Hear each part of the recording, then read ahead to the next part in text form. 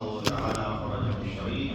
اللهم صل على On this sad occasion upon which we commemorate the Shahadat and the demise of our fifth Imam, Imam Muhammad ibn Ali al-Baqir alayhi salatu wassalam. اللهم صل على محمد.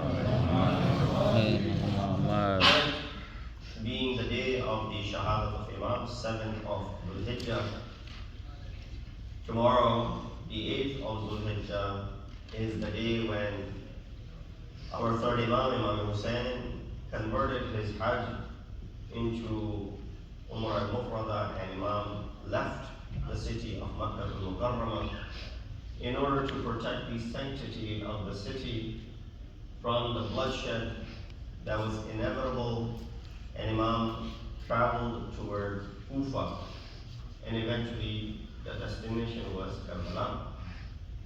Following that day, 9th of Dhul Hijjah, marks the Shahadat of BAQIR Husseini, Hazrat Muslim ibn Aqil. Inshallah, we will have the MAjlis to commemorate his Shahadat as well.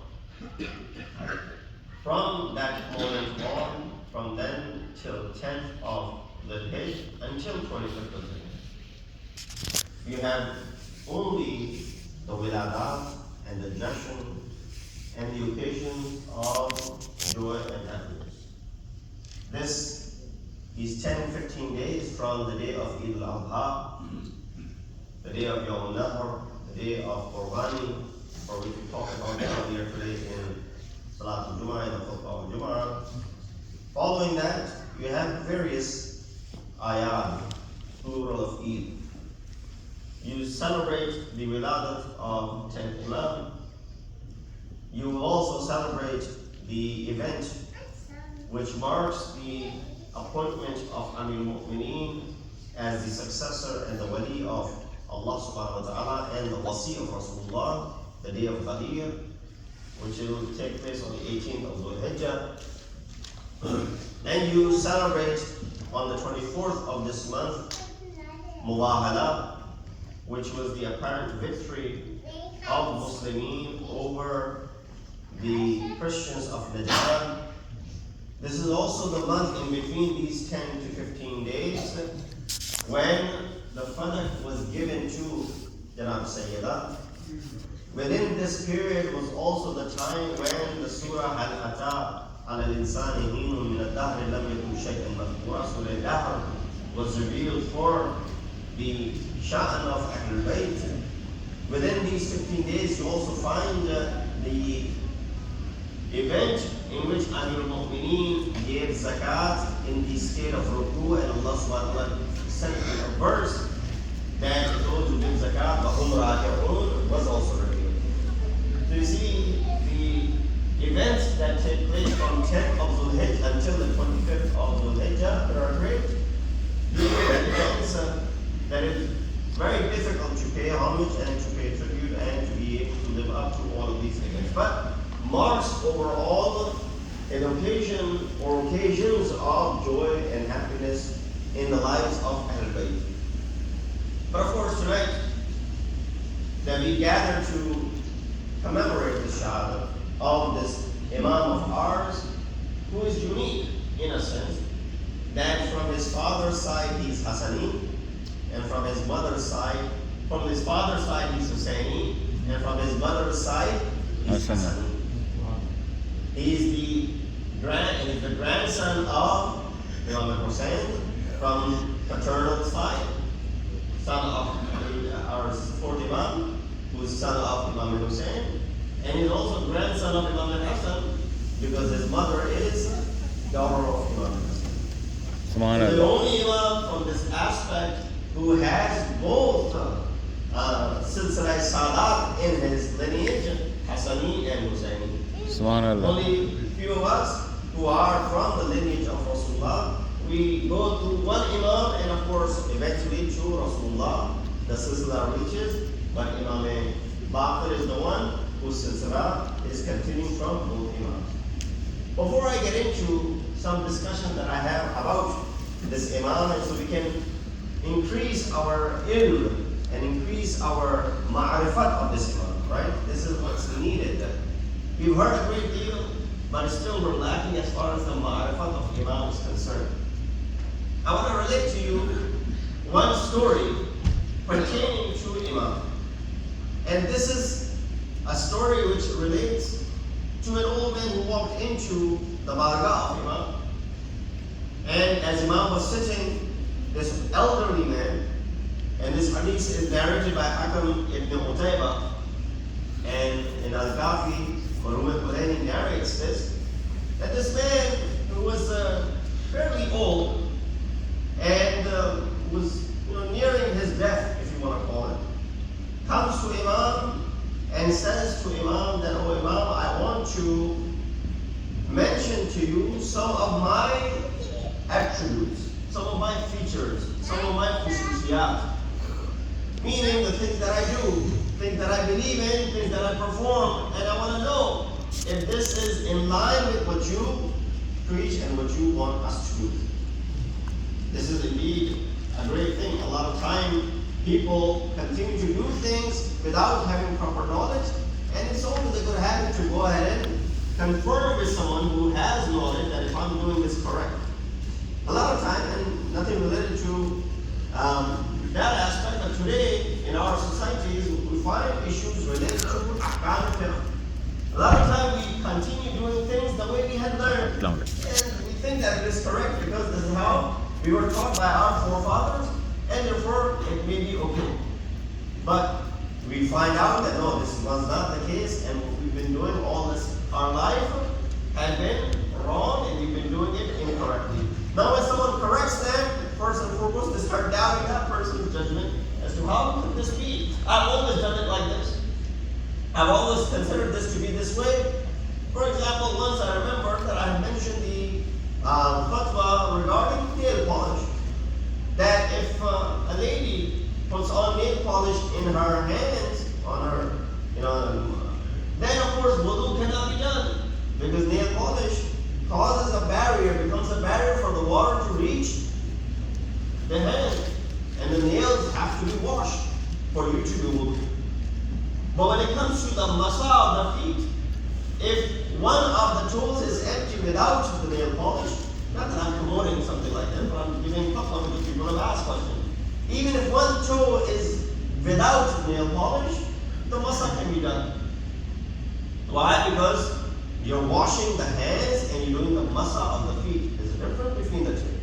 If you were washing the feet as well, then of course it would require there shouldn't be any nail polish or any barrier on your feet. But the fact that you're only doing the masa's length and the breadth is, 1 finger long, 3 to be mustahab, and the length of it is also 1 finger. If that can be achieved just by using and rubbing your head over one toe, then that is enough. That is sufficient, and the wudu is intact.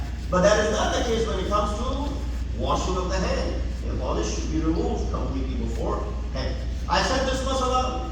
Some people said, "Oh, how is this? Is this something new that we had never known about?" And I've been listening to MAjlis for the past so many years. We've never heard something like this. I said, I did not bring it out of my own in my bag of knowledge. This is the fatwa of the Marajah. And it makes sense too. Why? One part of the body is being washed, so therefore there shouldn't be any barrier. The other part of the body is being rubbed upon, so that it could be a barrier on the other parts of it. For example, you could have a barrier on your belly, on your, biceps, behind your back, and the wudu would still be fine as long as that thing is not najis, and you can go ahead and perform your salah. So a lot of time we learn something and we find out later on when we think that all these years we've been doing was wrong, and it's very difficult for people to digest them. No, it's always a good habit to refer back to the masail al-fiqhi that are mubtala bih, meaning things that are done on regular basis, as opposed to things that you may never come into contact, or until you need to do it. For example, ayyam al-hajj, when you have to perform hajj, when you're ready to go to hajj, only then you can learn the masail pertaining to hajj. But right now, you're not going to hajj, so you don't need to have malaka and tasallut on the ahkam of hajj. Many times, even the Marajah who are giving these fatwa, when someone asks them a question on the spot, they would wrote it, how come you're referring to it? They don't want to tell you, give you the idea that I'm mustaqbar with all the masail fiqh. That is the difference between Imam Ma'soom and Ghayr Ma'soom. Imam Ma'soom has all the knowledge given to him by Allah subhanahu wa ta'ala at once present in front of them, that they don't have to ponder over it, they don't have to think about it before answering. Remember the story? A man came and asked Amir al-Mu'mineen a question and he responded right away. He said, "Oh Imam, how come you didn't have to think about it?" Imam said, "Extend your hand." He did. Imam said, "How many fingers do you hold?" He said, "5." Imam said, "How come you didn't think about it?" He says, "Right in front of me. I didn't have to look and think about it." Imam said, "Just like you don't have to think about how many fingers you hold, we have all this knowledge given to us by Allah subhanahu wa ta'ala. So that is the difference between the ilm of Ma'soom and the ilm of Ghayr Ma'soom. With that said, this elder came to Imam and he said, "Imam, I have these 3 features. I want to run it by you, and you think that is it correct?" Imam said, "Bismillah. What is it?" He says, "فَوَاللَّهِ إِنِّي لَأُحِبُّكُمْ وَأُحِبُّ مَنْ يُحِبُّكُمْ." By God, I love and I have compassion and love and affection to you, and I have love and compassion and affection towards those who love you. Meaning, oh Imam, I have affection, I'm affectionate towards you, and I'm affectionate towards your followers. And then he said, "Wallahi, ma uhibbukum wa uhibbu man yuhibbukum litama'i fi dunya." This love is not for the greed of this world. And then said the next thing, that "Wallahi inni la abghidu aduwakum wa abra'u minhu." That by indeed I have grudge against your enemies and the enemies of your followers. And then he said, "Wallahi ma abghiduhu wa abra'u minhu liwatrin kana bayni wa baynahu." But no, this grudge is not my personal grudge, that I have some sort of enmity and animosity towards this man, and that is the reason I hate this person. I hate or have this grudge because he hates you, and he has a grudge against you. And then he says, continue, "Wallahi inni." That's number 1. What is number 1? I love those who love you. I love you and I love those who love you. And I hate those who hate you, and pose threat to your followers as well. That's number 1. Number 2, he said, "Inni la uhillu halalakum wa uharrimu haramakum." That indeed I consider halal what you consider halal, and I consider haram what you consider haram. That's number 2. And number 3, he said, وَأَنْتَظِرُوا أَمْرَكُمْ. And I wait, or farajakum, for example. You know, ta'jil faraj of Imam of our time, that we made this dua faraj for Imam. This was the same story with other Aimma as well. The people living in the time of the other Aimma who were present, they were waiting for ta'jil faraj, waiting for their hukumat to be established.